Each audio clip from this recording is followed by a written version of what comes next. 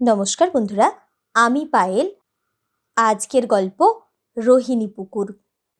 আজকের গল্প আপনাদের কেমন লাগলো নিচে অবশ্যই কমেন্ট করে জানাবেন, আর সেই সঙ্গে শেয়ার করে নিন আপনাদের পছন্দের গল্পগুলো।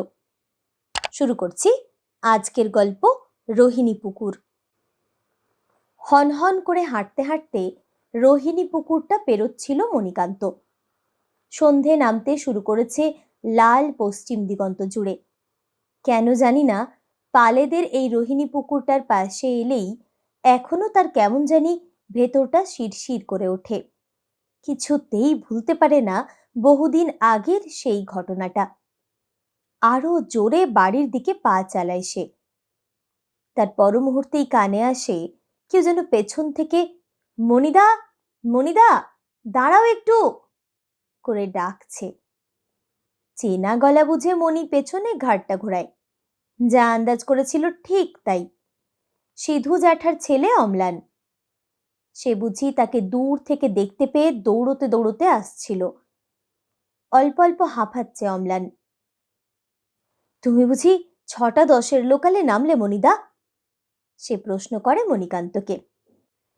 হ্যাঁ রে, কিন্তু তুই স্টেশনের দিক থেকে কোথাও গিয়েছিলি বুঝি? আজকাল কি একা একা বেরোচ্ছিস? মণি প্রশ্নগুলো করে অম্লানের মুখের দিকে একটু প্রশ্নসূচক ভঙ্গিতে তাকায়। অম্লান তার মুখের দিকে চেয়ে বলে, চলো মণিদা, বাড়ির দিকে এগোতে এগোতে কথা বলি।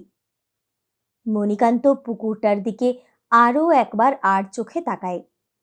আবারও কেমন একটা ঠান্ডা অনুভূতি হয় তার। অম্লানকে তার অস্বস্তিটা টের পেতে না দিয়ে বলে, হ্যাঁ চল। বাড়ি এসে হাত পা মুখ ধুয়ে মায়ের দিয়ে যাওয়া আমতেল আর বাদাম কাঁচা লঙ্কা মাখা মুড়ি খাচ্ছিল দাওয়ায় বসে মণিকান্ত। আর নানা রকম এলোমেলো ভাবনা তার মাথার মধ্যে নড়াচড়া করছিল। দাওয়ায় এখন একটা ইলেকট্রিক ল্যাম্প জ্বলছে। তার ছোট বোন অনু পড়া মুখস্থ করছে দুলে দুলে। সে এবার 12 ক্লাসের পরীক্ষা দেবে। কয়েক বছর আগে তাদের গ্রামে ইলেকট্রিসিটি ছিল না। সে নিজে ছোটবেলায় পড়াশোনা করত হ্যারিকেন জেলে। মণিকান্ত ভাবছিল অম্লানের কথা। সে নাকি এবছর কৃষিবিদ্যা নিয়ে পড়তে মেদিনীপুরের কোন কলেজে ভর্তি হয়েছে। ট্রেনে করে রোজ যাতায়াত করে। তার বোন অনুর থেকে বয়সে 1 বছরের বড় অম্লান। তাদের একটা বাড়ির পরেই থাকে। তাদের পাশে অঙ্কের মাস্টার হারানবাবুর বাড়ি। তার পরের বাড়িটাই হচ্ছে সিধু জ্যাঠাদের।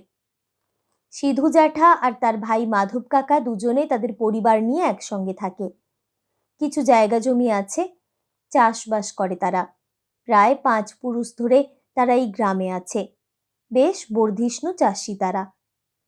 মাধব কাকার কোনো ছেলেপুলে নেই। তবে অম্লানের ছোট বোন বিন্তি মাধব কাকার বউয়ের কাছেই মানুষ।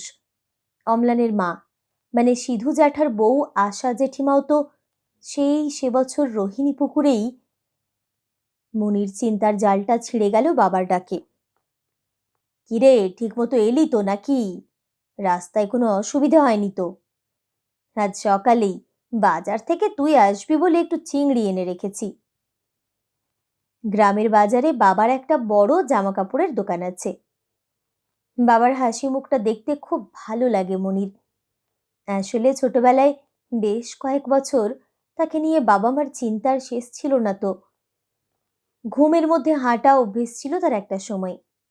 খুব ছোট ঠিক নয়, তার যখন 16-17 বছর বয়স, তখনই হঠাৎ একদিন রাতে ঘুমের মধ্যে সে হাঁটতে হাঁটতে রোহিণী পুকুরের ধারে চলে গিয়েছিল। সেদিন সিধু জ্যাঠাই তাকে বাঁচিয়েছিলেন, কিন্তু আশা জেঠিমাকে বাঁচাতে পারেননি। তারপরও আরো কয়েকবার এমন হয়েছে। তবে বাবা মা শেষে চারিদিকে চাবি লাগিয়ে নিজেদের ঘরে লুকিয়ে রেখে তবে ঘুমোতেন। তারপর তো তাকে পাঠিয়ে দিলেন কলকাতায়, মায়ের মামাতো বোন অঞ্জু মাসির কাছে। সেখান থেকেই অপটোমেট্রি পাশ করে সে এখন ওখানকারই একটা আই হসপিটালে চাকরি করছে। পিজিতে থাকে এখন অবশ্য। তবে বাড়ি না এলে অঞ্জু মাসির কাছে দুপুরে বা রাতে একবার অন্তত খেতে যেতেই হয়। দিদি বিয়ে হয়ে বাইরে চলে যাওয়ায় আরো একা হয়ে গেছেন তারা। আর মনিকে ভালোবাসেন খুবই। মনি, উঠে রান্নাঘরে আয় বাবা, আসন পেতেছি, রাতের খাওয়াটা শেষ কর সবাই। মা এসে ডাক দিলেন তাকে। সব চিন্তা সরিয়ে রেখে সে খেতে উঠল। মা চিংড়ির ঝালটা বেশ কষকষে করে রেঁধেছিল ছোট আলুর লাল লাল করে ভাজা টুকরো দিয়ে। এক থালা ভাত সাবড়ে দিয়েছে সে। কাজের চাপের জন্য খাওয়া দাওয়াটা আজকাল প্রয়োজনের ব্যাপার হয়ে দাঁড়িয়েছে তার কাছে। প্রতি সপ্তাহে বাড়িও আসতে পারে না। আচ্ছা, আজও যে বিজ্ঞানের যুক্তির বাইরে এমন কত অজানা রহস্য লুকিয়ে আছে, তাকে তার কলকাতার কলিগরা কোনোদিনও বিশ্বাস করবে শুনলে? এসব ভাবতে ভাবতেই কখন যে মণিকান্তর দু চোখের পাতা এক হয়ে গিয়েছিল সে নিজেও জানে না। পরের দিন শনিবার, মহালয়া ছিল। মনির ঘুম ভাঙল অম্লানের ডাকে। ও মনিদা, 8টা বাজে, আর কতক্ষণ ঘুমোবে?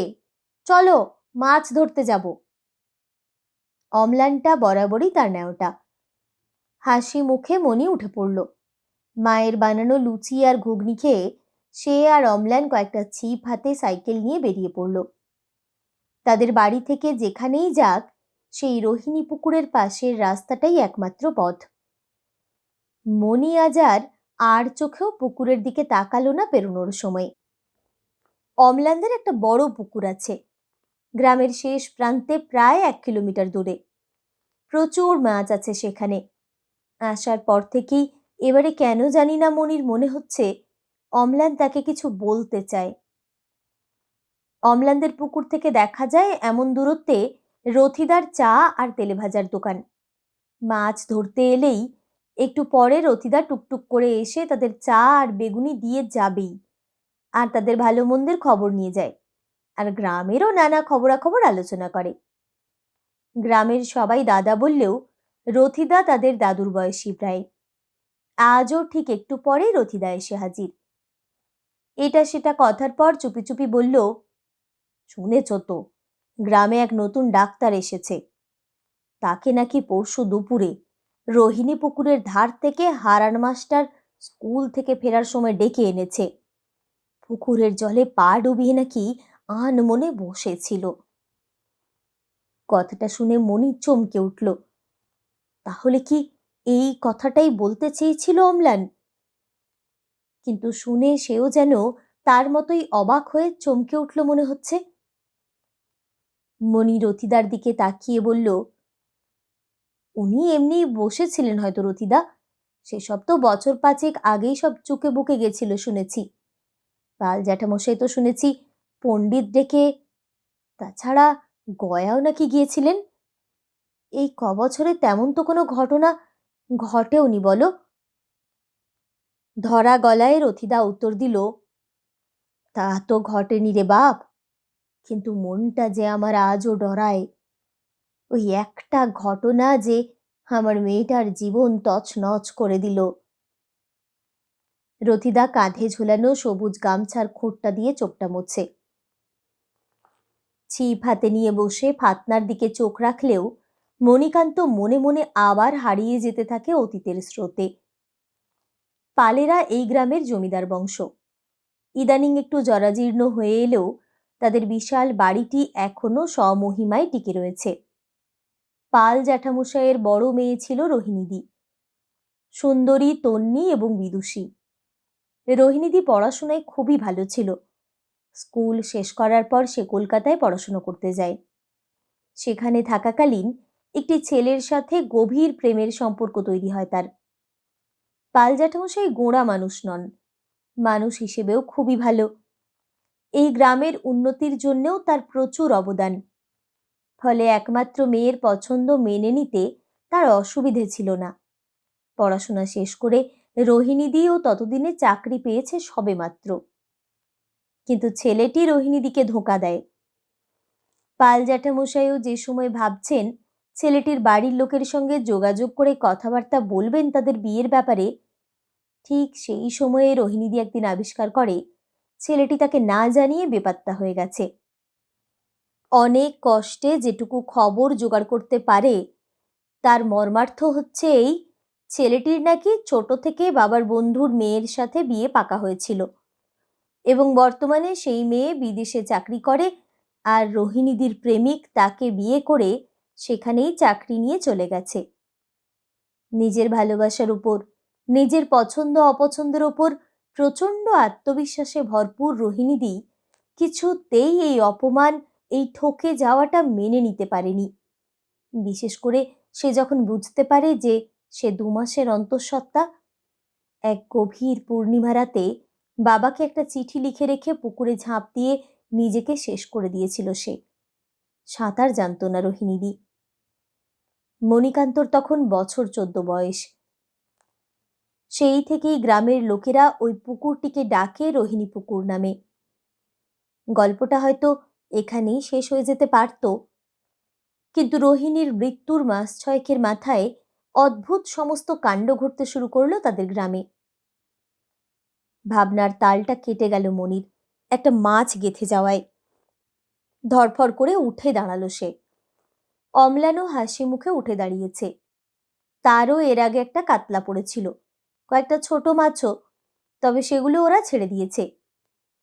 অম্লান বলল, মনিদা, রোদ চড়া হয়ে যাচ্ছে, চলো আরেক কাপ চা খেয়ে আমরা এবার বাড়ির দিকে যাই। তুমি এখানেই দাঁড়াও, আমি আসছি চা নিয়ে। চায়ের ভাঁড় দুটো এনে একটু অস্বস্তি নিয়ে সে বলল, মনিদা, তোমাকে একটা কথা জানানোর ছিল, জানি না কিভাবে বলবো। মণি চিন্তিত মুখে বলল, আমাকে কিছু বলার জন্য তুই আবার কবে থেকে এত ভূমিকা করতে আরম্ভ করলি বলতো? কি হয়েছে খুলে বল। অম্লান তার দিকে একবার তাকিয়ে মুখটা নিচু করে আবার বলতে শুরু করলো, আসলে রথিদা যে ডাক্তারের কথা বলল, তার রোহিণী পুকুরের আকর্ষণের কারণটা আমি বোধহয় বুঝতে পেরেছি মনিদা। মণিকান্ত জিজ্ঞাসু দৃষ্টিতে তাকিয়ে রইল অম্লানের দিকে। ওই সদ্য পাশ করে আসা ডাক্তারবাবুর সঙ্গে আমি নিজে দুবার অনু আর বিন্তিকে সাইকেল নিয়ে দাঁড়িয়ে হেসে হেসে গল্প করতে দেখেছি মনিদা। তারপর একদিন আমি বিন্তিকে চেপে ধরলাম। ও আমার কাছে স্বীকার করেছে যে অনু আর ডাক্তার রায়ের মধ্যে একটা সম্পর্ক তৈরি হয়েছে। আমি আর বেশি কিছু বলিনি। ভেবেছিলাম রোহিণী পুকুর শুদ্ধিকরণ আর গয়া থেকে পাল জ্যাঠামশাই কি সমস্ত করিয়ে আসার পর আর 2-1 বছর নতুন কিছু ঘটনাও তো ঘটেনি, তাহলে কেন আর শুধু শুধু। এই পর্যন্ত বলে অম্লান থেমে যায়। মণিকান্ত কি বলবে বুঝতে পারে না। অনুর সাথে সে তো বাড়ি গিয়ে কথা বলবেই, কিন্তু ভেতরটা তার আবার শিরশির করে ওঠে। না, কিছু একটা করতেই হবে। বারবার মানুষের প্রাণ নিয়ে ছিনিমিনি খেলতে দেওয়া যায় না এভাবে। অম্লানের পিঠে একটা হাত রাখে সে এবার।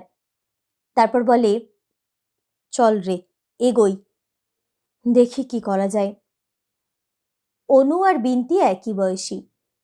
মণি জানে মনে মনে অম্লান অনুকে খুব পছন্দ করে, কিন্তু সে বুদ্ধিমান, অনুকে ছোট থেকে চেনে। সেও জানে অনু তাকে বন্ধু ছাড়া অন্য কোনো কিছু ভাবে না। আর অনুর নিজেরও ইচ্ছে ডাক্তারি পড়ার। প্রচুর পড়াশোনা খাটাখাটনি করছে সে। মণিকান্ত অনেক বইপত্র এনে দিয়েছে কলেজ স্ট্রিট থেকে বোনকে। আর তাছাড়া রোহিণী পুকুরের ঘটনার পর তাদের গ্রামে খুব কম ছেলেরই বুকের পাটা আছে কোনো মেয়েকে ভালোবাসার। প্রাণের ভয় তো সবারই আছে। বাড়ি ফিরে এসে দুপুরবেলা ভাত খেয়ে বোনকে ডেকে সরাসরি জিজ্ঞেস করলো মণিকান্ত তার আর নতুন ডাক্তারের সম্পর্কের ব্যাপারে। অনু তার কাছে অস্বীকার করল না যে ডাক্তার রায়ের সঙ্গে তার একটা ভালো লাগার সম্পর্ক তৈরি হয়েছে। মণিকান্ত রথিদার কথা বলে জিজ্ঞেস করল, তুই জানিস যে ডাক্তার রায়কে পরশু দুপুরে হারান কাকা রোহিণী পুকুরের ধার থেকে বসে থাকতে দেখে ডেকে এনেছে? যদি একটা অঘটন ঘটে তখন কি হবে বলতো? অনু স্পষ্টতই চমকে ওঠে। খবরটা তার কানে আসেনি এখনো। সে দুশ্চিন্তার গলায় বলে ওঠে, কি হবে রে দাদাভাই, তুই কিছু একটা কর, আমার খুব ভয় করছে। আমি ভেবেছিলাম রোহিণী পুকুরে আর অমনি কিচ্ছু হবে না, পাল জেঠু তো। মণি বলে, মন খারাপ করিস না তুই, মন দিয়ে পড়াশোনা কর, আর বিকেলে একবার আমায় তোর ডাক্তারের কাছে নিয়ে চল, আমি একটু কথা বলতে চাই। এখন কিছুদিন তোরা একটু দেখাশোনা, কথা বলা কম কর। আমি তো আছি, তুই এত ভাবিস না। এবারে কিছু একটা ঠিক করব। মুখটা নিচু করে অনু চলে গেল। সে বোনকে যতই আশ্বাস দিক, তবুও সত্যি কি সে কিছু করে উঠতে পারবে? রোহিণী পুকুরের প্রথম বলি অম্লানের মা আশা জেঠিমা। অম্লানের মাস্তুতো দিদি এখানে এসেছিল সেবার মাসখানেকের জন্য বেড়াতে। কিভাবে যেন তার সাথে একটা সম্পর্ক তৈরি হয়ে যায় মনিস্তার। সেও এখানে ডাক্তার হয়ে এসেছিল। একদিন দুপুরে অম্লানের দিদি না জেনেই রোহিণী পুকুরের ধারে দেখা করতে গিয়েছিল মনিস্তার সাথে। আশা জেঠিমা খেতে গিয়েছিলেন কাজ দেখতে। ফেরার সময় দেখতে পান দুজনেই জলে হাবুডুবু খাচ্ছে। ঝাঁপিয়ে পড়েন তিনি। কার কাছ থেকে যেন খবর পেয়ে সিধু জেঠু ও আরো দু একজন যতক্ষণে খবর পেয়ে ছুটে যান, ততক্ষণে সব শেষ। অম্লানের মাস্তুতো দিদিকে কোনো রকমে বাঁচানো গেছিল, কিন্তু আশা জেঠিমা আর মনিস্তা তলিয়ে গিয়েছিল জলে। অদ্ভুত ব্যাপার হলো, তিনজনেই সাঁতার জানত। অম্লানের দিদি ঠিকমতো কথাই বলতে পারেনি বহুদিন। অনেক পরে বলেছিল, কে যেন সম্মোহিনী শক্তি দিয়ে তাদের মাঝ পুকুরে টেনে নিয়ে গিয়েছিল। সাঁতার জানা সত্ত্বেও তারা কিছুতেই সাঁতার কাটতে পারেনি সেদিন। এরপরে আরও বেশ কয়েকজন এমনিভাবেই ভালোবাসতে গিয়ে রোহিণী পুকুরের জলে হারিয়ে গেছে। রথিদার মেয়ের তো বিয়ে হওয়ার কথা ছিল তার প্রেমিক সুবলের সাথে। একটি স্টেশন পরে বইয়ের দোকান ছিল সুবলের। একদিন রাতে দোকান থেকে ফেরার সময়ে পরের দিন তার মৃতদেহ ভেসে ওঠে রোহিণী পুকুরে। তারপর মণিকান্ত নিজে। যখন তার 16-17 বছর বয়স, সে আর রোহিণীদির ছোট বোন মোহিনী মানে মুনমুন দুজনে খুব বন্ধু। ছোট থেকে একসঙ্গে পড়াশোনা করত। তখন তারা ক্লাস 11-এ পড়ে। রোহিণী পুকুরের একটু দূরে দাঁড়িয়ে মুনমুন তাকে অকপটে জানিয়েছিল তার প্রতি ভালো লাগার কথা। মুনমুন বলেছিল, তোকে আমি কিছুতেই অন্য কারোর সাথে দেখতে পারবো না। তাদের বন্ধুত্ব অন্য পূর্ণতা পাওয়ার আগেই এক রাতে ঘুমের মধ্যে কিসের আকর্ষণে যেন সে হাঁটতে হাঁটতে চলে গিয়েছিল রোহিণী পুকুরের ধারে। পূর্ণিমার রাত ছিল সেদিনটা। সিধু জ্যাঠা কোনো একটা কাজে কলকাতা গেছিলেন। পুকুরের ধার দিয়ে সিধু জ্যাঠা আর কানু বলে খেতে কাজ করে আরেকটি ছেলে একসাথে আসছিল। সে তখন হাঁটু জলে পা ডুবিয়ে মাঝ পুকুরের দিকে তাকিয়ে দাঁড়িয়েছিল। কেউ আজ পর্যন্ত যা দেখেনি সে দেখেছিল। মাঝ পুকুরে জলের ওপর দাঁড়িয়ে থাকা নারী অবয়ব। রোহিণীদির অশরীরী ছায়া চিনতে একটুও সময় লাগেনি মণিকান্তর। তাকে নিজের ভাইয়ের মতো ভালোবাসত রোহিণী। সে দেখেছিল নিষেধের জ্বলন্ত চোখে তার দিকে তাকিয়ে আছে রোহিণী। নিজের মধ্যে ছিল না মনি। কানু আর সিধু জ্যাঠা তাকে টেনে তুলে কোনো রকমে ভগবানের নাম জপ করতে করতে ফিরে আসেন বাড়ি। মা তার দুদিনের মধ্যেই তার গলায় পরিয়ে দিয়েছিল বুড়ো শিবের পায়ের ফুল ভেতরে রেখে দেওয়া সোনার তাবিজ। বুড়ো শিবের অন্ধ ভক্ত ছিল রোহিণীদি। ছোটবেলায় কতবার তাকে আর মুনমুনকে সাথে নিয়ে পুজো দিতে গেছে মন্দিরে। মনে মনে আধশোয়া হয়ে ভাবছিল মনি, তার যাতে ক্ষতি না করে রোহিণী, সেই ভয়ে আর কোনো দিন মুনমুন তার সাথে কথা বলেনি। অনুর কাছে শুনেছে মুনমুন হাওড়াতে নিজের মামার বাড়ির কাছে একটা স্কুলে পড়ায়, সেখানেই থাকে। পাল জ্যাঠামশাই এবং সবাই বলা সত্ত্বেও বিয়ে করতে রাজি নয় সে। মনি কি নিজেও কোনোদিনও অন্য কাউকে বিয়ে করতে পারবে আর কোনোদিন? সন্ধে নামার একটু আগে সে আর অনু গেল হসপিটালে ডাক্তার রায়ের সঙ্গে দেখা করার উদ্দেশ্যে। অনেক খোঁজ খবর করে তার দেখা মিলল না বটে, তবে একজন বলল, উনি তো একটু আগে বেরোলেন, তবে কোথায় গেছেন তা ঠিক বলতে পারবো না। মণিকান্ত বোনকে বাড়িতে ছেড়ে দিয়ে তার শুকনো মুখ লক্ষ্য করে বলল, আরে ডাক্তার মানুষ, কোনো কাজে গেছে হয়তো, তুই যা ভেতরে, আমি একটু অম্লানের সাথে দেখা করে আসছি। কাল ফিরে যাওয়ার আগে আমি ঠিক ডাক্তার রায়ের সাথে দেখা করে নেব।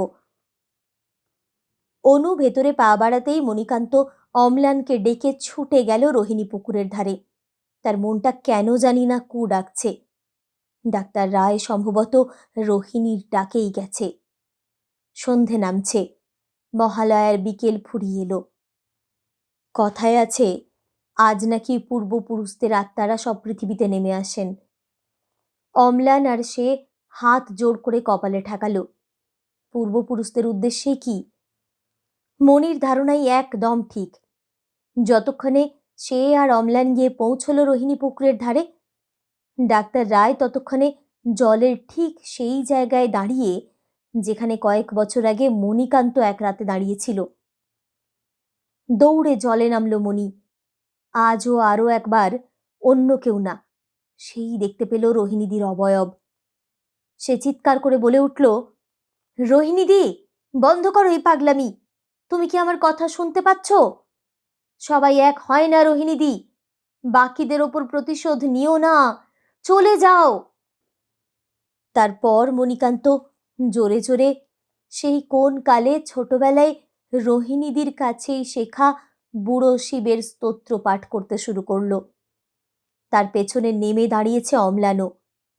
সে কাউকে দেখতে না পেলেও আন্দাজ করতে পারছে তার মণিদার মনের দোলাচল।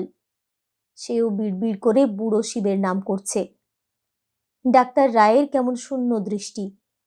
তাকে ধরে টেনে তুলে ওপরে নিয়ে এলো দুজনে।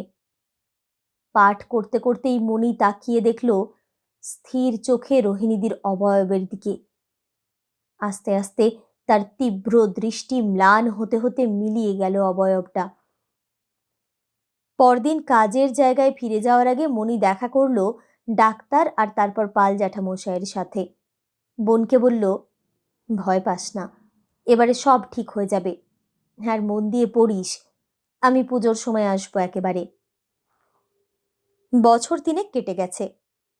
রোহিণী পুকুর এখন তাদের গ্রামে অতীত কাহিনী। সেই জায়গায় পুকুর বুজিয়ে বুড়ো শিবের বড় একটা মন্দির হয়েছে। সেই মন্দিরেই বছর 2 আগে তার আর মুনমুনের বিয়ে হয়েছে। মুনমুনের বকবকানিতে আজকাল মনির কান ঝালাপালা, কিন্তু শুনতেই হয় মনিকে, কারণ মুনমুন কনসিভ করেছে যে, তাই মনে কষ্ট দিতে পারে না সে। অনু মন দিয়ে ডাক্তারি পড়ছে। সেও নাকি পড়া শেষ করে এই গ্রামেই তার ডাক্তারের সাথে হাতে হাত মিলিয়ে লোকের সেবা করবে। অম্লান কৃষি নিয়ে কিসব পড়াশোনা করতে 2 বছরের জন্য বাইরে গেছে। ফিরে এসে নাকি গ্রামের চাষিদের কিসব তালিম দেবে উন্নত চাষবাসের ব্যাপারে।